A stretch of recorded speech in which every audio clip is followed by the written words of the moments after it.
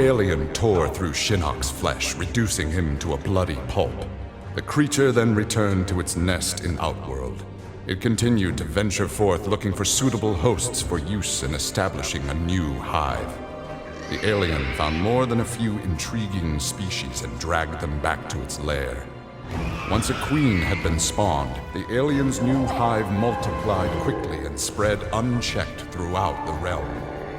Emperor Kotal Khan attempted to save Outworld in a desperate final attack on the alien's main nesting ground. The attack failed.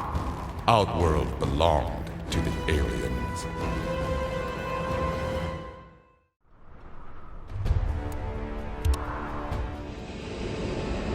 Having learned that Outworld was now protected by the Mortal Kombat tournament, Bo' Rai Cho returned to defend his homeworld. He was no friend of Kotal Khan, but no realm deserved subjugation. Bo' Rai Cho began training Outworld warriors for the fight to come. With Bo' Rai Cho's fighting skills and leadership, Outworld repelled the Earthrealm aggressors. His former friend Raiden had been denied.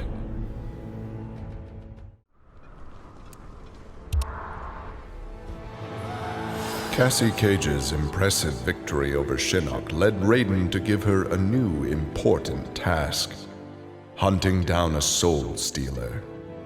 Cassie did not have to be told that the suspect could be a resurrected Shang Tsung. Having tracked him from the site of his last known assault, Cassie confronted the withered old man. He fought desperately but was ultimately defeated. As the old man lay dying before her, Cassie asked his name.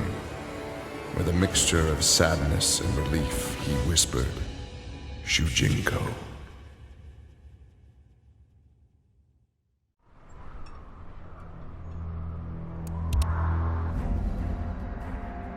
Devora's ultimate plan was not to destroy Shinnok, but to enslave him. She implanted larvae, her young, in his body to gestate. Having consumed the godlike power of their immortal host, Devora's offspring were unlike any Kaitin ever born.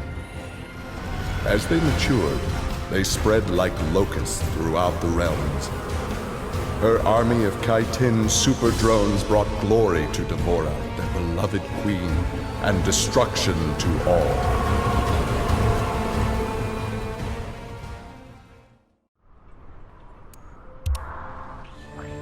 Alone once more, Ermac searched the labyrinthine corridors of Shao Kahn's old fortress, searching for the source of a faint voice calling to him.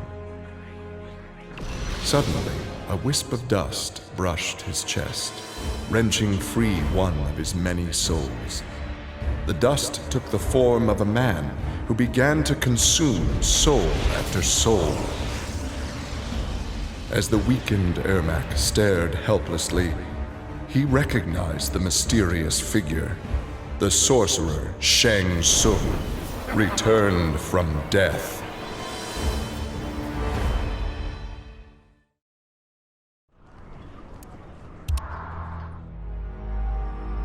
Nearly 150 years ago, Erron Black had been hired by Shang Tsung to assassinate an Earthrealm warrior.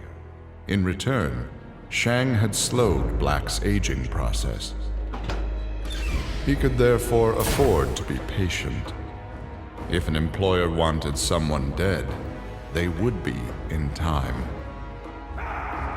A team of young Earthrealm warriors had caused Erron Black's current employer, Kotal Khan, much inconvenience.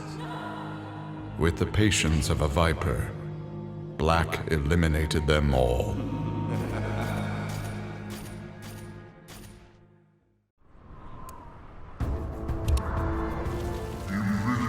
For many years, Farah and Tor were a symbiotic pair, as is natural with their species.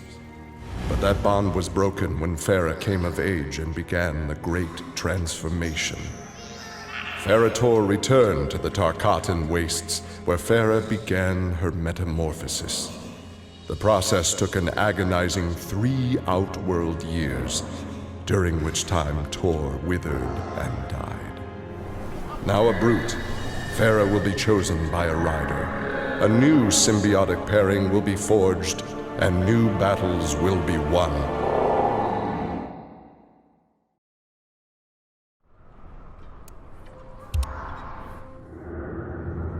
The Shokan had become outcasts for refusing to aid either side in the Outworld civil war. But with the conflict over, Prince Goro decided to re-enter the political landscape.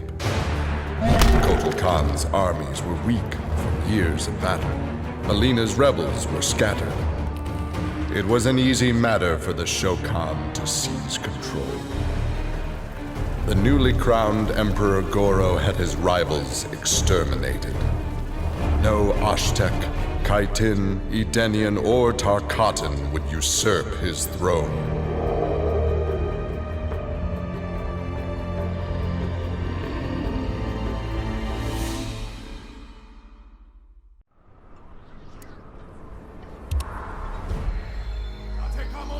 After his incursion into Earthrealm, Kotal Khan had become a prime target of Special Forces surveillance.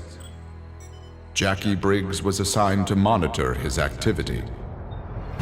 Jackie followed Kotal Khan to an equatorial jungle, where he entered a hidden pyramid. Inside, he retrieved a glowing crystal skull. Jackie attacked the Emperor and raced away with the object. Jackie was praised for her work, but couldn't help thinking her interference was what Kotal Khan had wanted all along.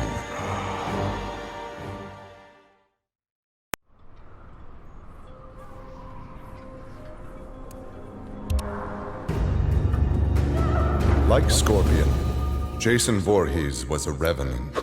A vengeful spirit returned to life. Hundreds had fallen victim to his bloodlust. Liu Kang, now ruler of the Netherrealm, took notice. An immortal killer like Jason would be useful in his plans for conquest. He drew Jason into the Netherrealm and offered him an endless bounty of slaughter, in return for his allegiance. Jason's simple reply was to destroy Liu Kang.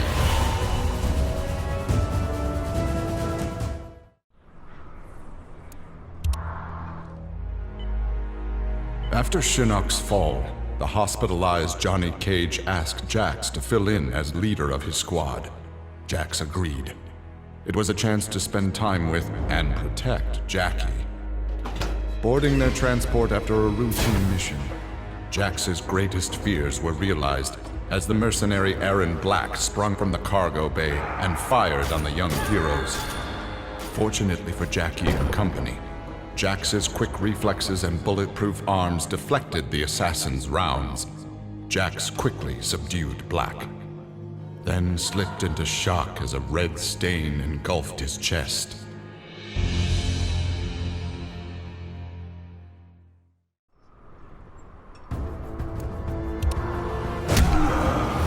Johnny Cage's life had turned out to be stranger than any science fiction film, but he knew the final scene was approaching. With Raiden's direction, Johnny was able to sail to Shang Tsung's abandoned island fortress, where his adventure had begun, to contemplate his future. Amid the rubble, Johnny found an ancient tome. Its pages revealed that Shang Tsung had unraveled the secret to Edenian long life. Johnny Cage's retirement would have to wait.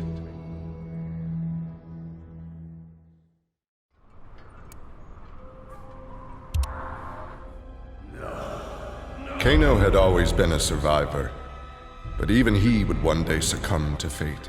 His ideals of ruthless terror would die with him, unless he could pass on his methods to a new generation. Combat, weapons, high-tech sabotage, torture, all would be part of the curriculum. But before his students could learn his techniques, Kano would beat the weakness out of them. They would understand, or die trying. Kano's first pupil? His own son. Class was now in session.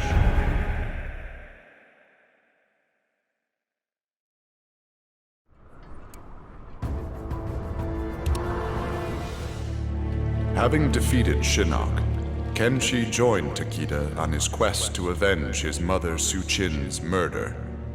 Their travels took them to a cave where he and Takeda freed a man, Taven, encased in a stalagmite. Kenshi told Taven that his brother, Dagon, was the founder of the Red Dragon Assassin Clan. Dagon had not only murdered Suchin, but his and Taven's parents as well. Together, Kenshi, Takeda, and Taven lay siege to the Red Dragon base. Dagon fell victim to Kenshi's rage. Suchin's murder had been avenged.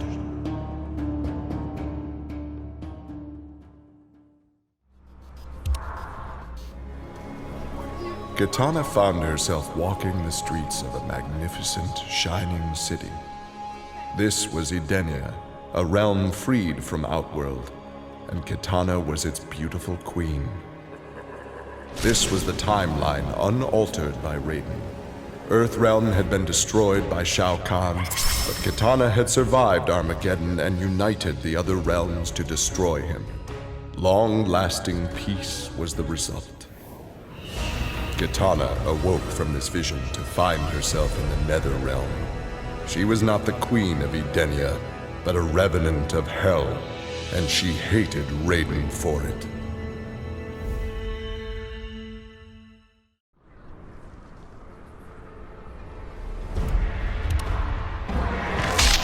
Kotal Khan returned to Outworld determined to rebuild his forces. But Raiden defeated him in a surprise attack and claimed dominion over Outworld. Desperate, the Emperor called upon the Elder Gods to aid in preserving his sovereignty.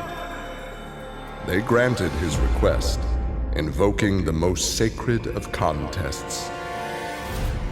Now, once every decade, Kotal Khan must enlist his greatest defenders to face Raiden's challengers in mortal combat.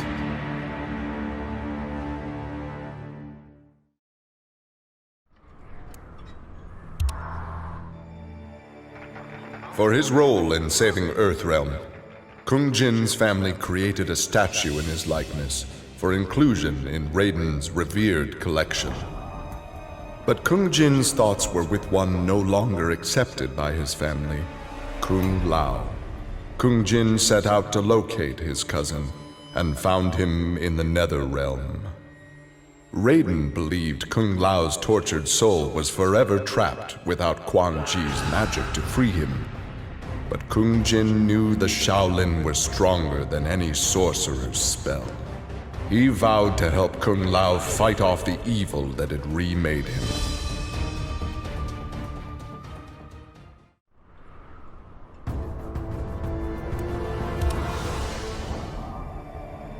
After Shinnok's defeat, Kung Lao found himself trapped in the Netherrealm, his soul corrupted by Quan Chi's dark magic. There he would have remained but for the aid of his cousin Kung Jin. Together, their Shaolin strength repelled the evil sufficiently enough for Kung Lao to escape that dark realm and control his inner demons. Compromised but not lost, Kung Lao now exists as an agent of vengeance. He will show evil no mercy.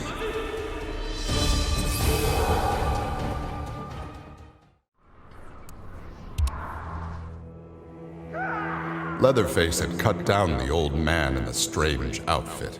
Maybe now that he was dead, the pretty yellow-haired gum-chewing girl would notice Leatherface.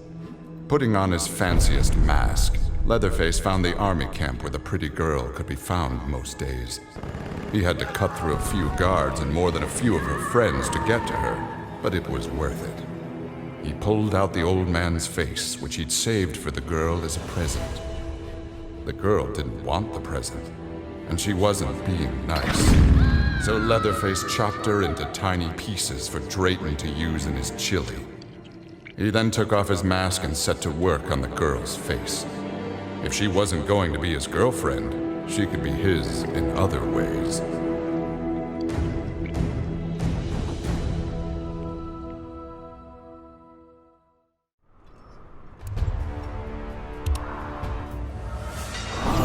With Shinnok defeated, Liu Kang explored the Nether Realm, a world that, without Shinnok's controlling power, had descended into chaos.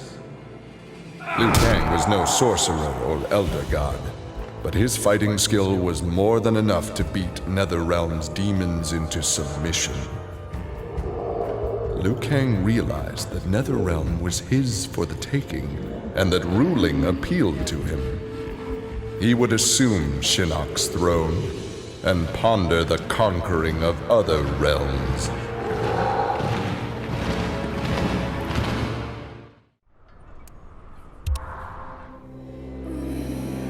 Overcome with exertion, Melina collapsed and felt her soul gliding through the ether.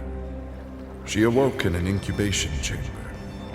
Nearby were countless others, each containing an exact copy of her.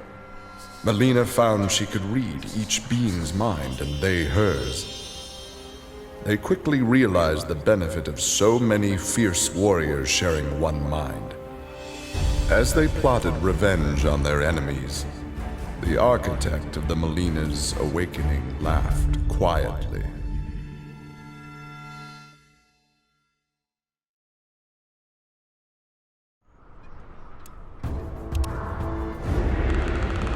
This world called Earth produced many worthy opponents, which made for excellent sport.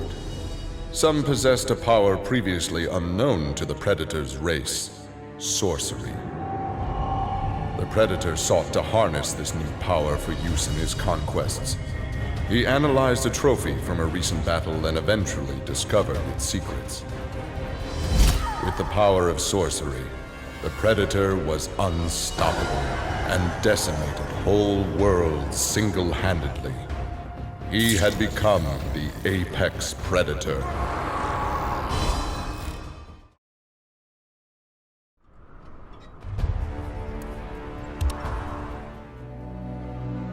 Quan Chi had long been a servant of Shinnok. His role in freeing him from imprisonment had not gone unnoticed by the Elder Gods.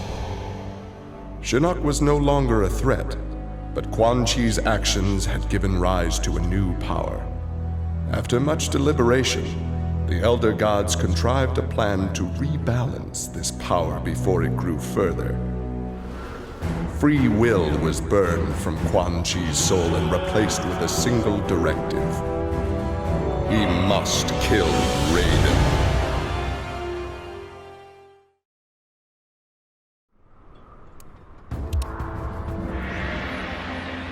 After millennia of fending off Earthrealm's enemies, Raiden began to wonder if defense was the best path to peace. In a change of tactics, Raiden and the Shirai Ryu attacked Kotal Khan's armies before they could rebuild. They decimated the Emperor's forces, leaving Outworld at their mercy. The victorious Raiden claimed dominion over Outworld. The first of many threats to Earthrealm had been removed.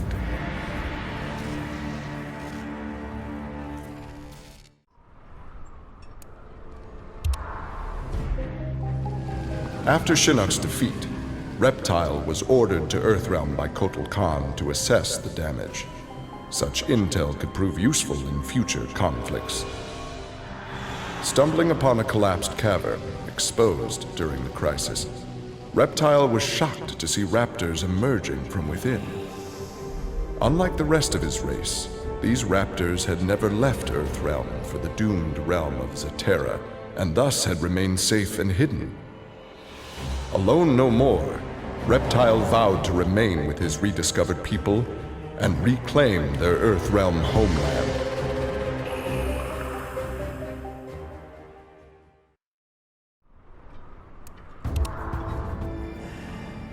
Remorse for his role in resurrecting Shinnok weighed heavily upon Scorpion's soul.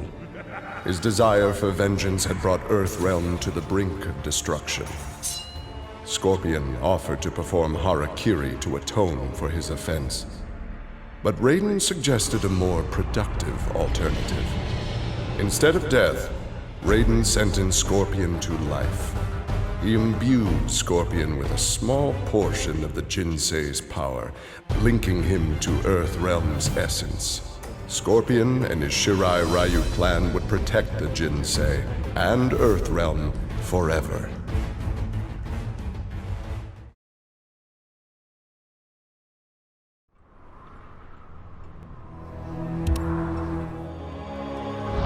Earthrealm belonged to Shinnok. It became the staging area from which he would finish his war on the Elder Gods, which began eons ago. The Elder Gods had lied to the denizens of the realms. They were not individual beings, but merely parts of a greater collective known as the One Being. Shinnok would merge the realms and awaken him. Whole once more, the One Being devoured the Elder Gods. Shinnok watched with satisfaction. This reality had finally come to an end.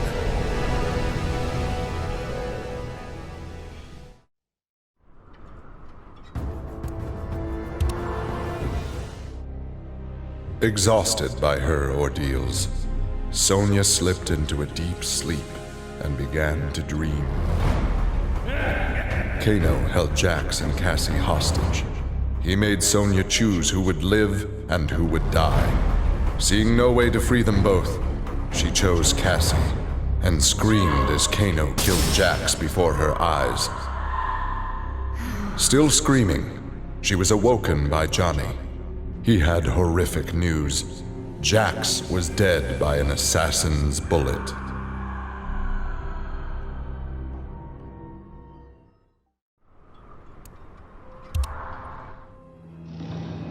Grandmaster Sub-Zero knew his Lin Kuei clan would need more than martial arts to stave off future threats to Earthrealm. In the frozen reaches of Outworld, he found the answer. A female frost dragon with a clutch of eggs. With his ability to freeze, Sub-Zero hatched the dragonlings. They accepted their Lin Kuei masters and their training as combat mounts. With a force of dragon riders, the Lin Kuei's ferocity became legend. None dared risk conflict with Earthrealm.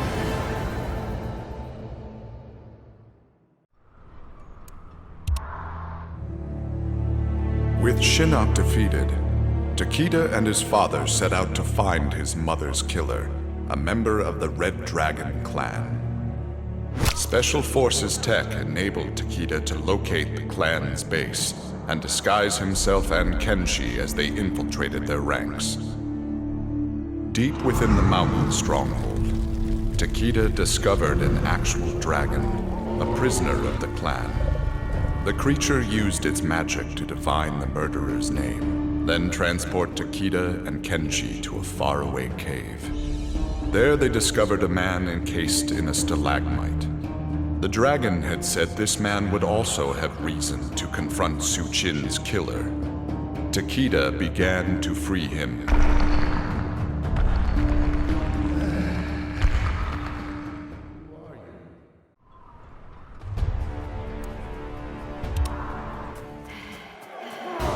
With Melina executed, Tanya's dreams of a free Edenia seemed dead as well. She and the other rebels were fugitives from Kotal Khan's justice. Her fellow Edenian, Rain, had proved a powerful ally and a satisfactory consort, but he had become useless to her. In exchange for leniency, Tanya informed the Khan of Rain's whereabouts. Imprisoned, but alive, Tanya's plotting began anew.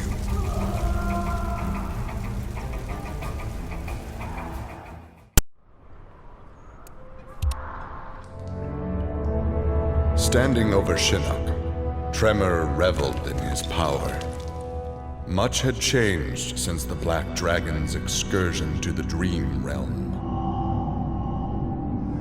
Kano had sent Tremor's team there to retrieve a psych bomb to be used in Kano's theft of Shinnok's amulet. Exposure to that realm had increased Tremor's power and expanded his mind. He would evolve into an Earth Elemental, a demigod whose power would rival that of Raiden and Fujin.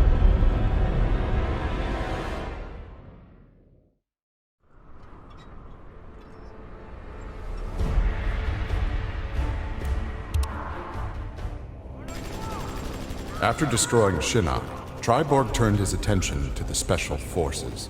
General Blade and the others fought valiantly, but their human weaknesses led to their inevitable defeat. Now with access to the SF computer network, Triborg used it to interface with the Lin Kuei storage drives from which he was spawned. He saved the brainwave data of dozens of his Lin Kuei brothers and sisters to the SF servers. The SF laboratories provided the materials necessary for Triborg to create cybernetic bodies for each one. Soon the downloads were complete. The Cyber Lin Kuei had been reformed. But because Sub-Zero had forever sullied the clan's name, Triborg decided to begin anew.